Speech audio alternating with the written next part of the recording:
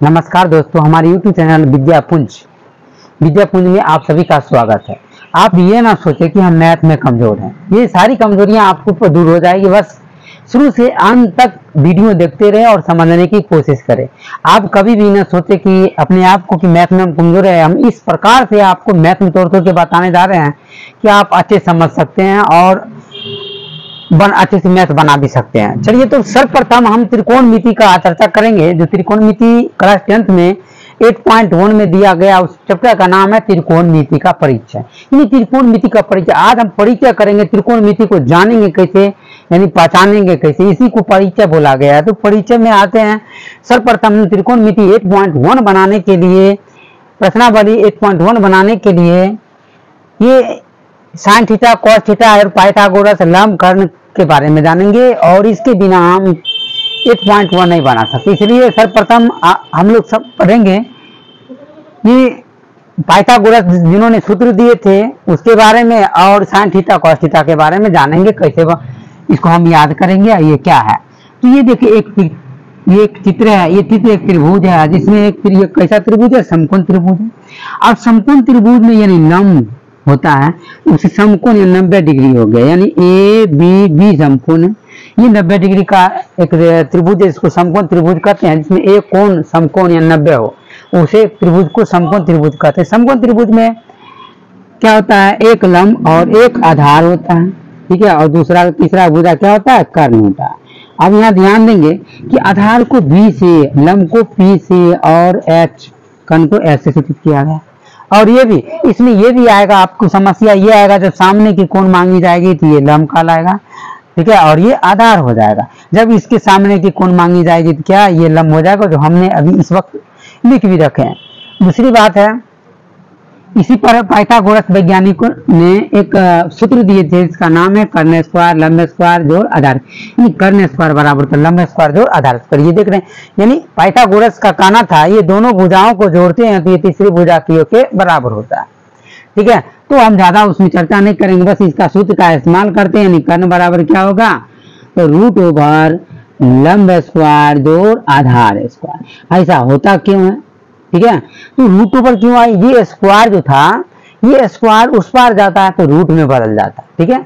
उसी प्रकार ये लंब की जब निकाली जाएगी तो ये आधार जाएगा इसमें घटने के लिए, यानी क्या होगा, देख लीजिए यहाँ घटने आता है, यानी लंब स्क्वायर बराबर होगा कर्ण स्क्वायर घटे आधार स्क्वायर, ठीक है।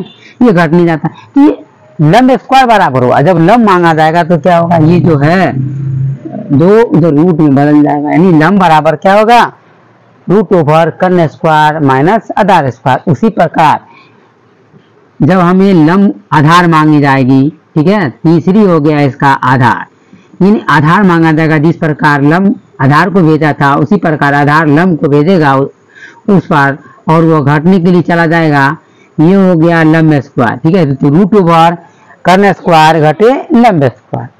अब हम आइए इस सबको आप एक एक करके इसको याद कर लें, ताकि आपको बनाने में हम जो आगे बताने जा रहे हैं उसमें सहूलियत हो।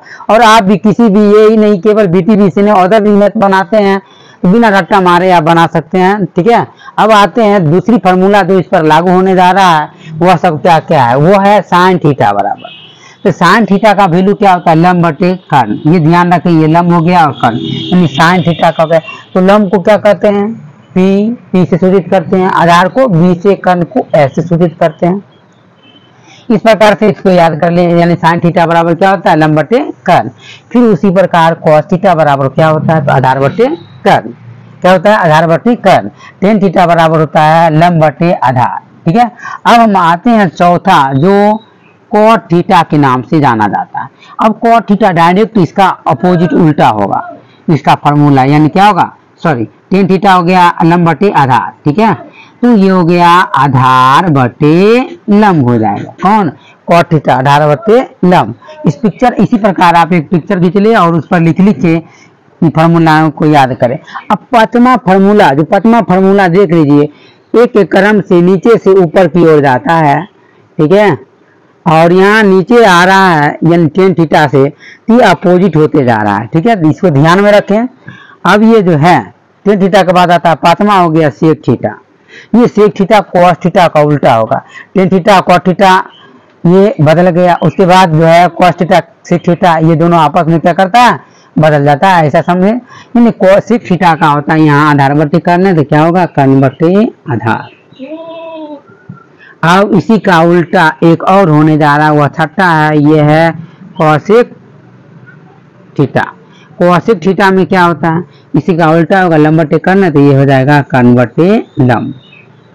चलिए इसी प्रकार ये सब आप याद कर ले, आगे जो बनाने जा रहे हैं 8.1 उन सबों में इन सब का इस्तेमाल किया गया। तब अब आइए चलिए 8.1 पर चर्चा करते हैं।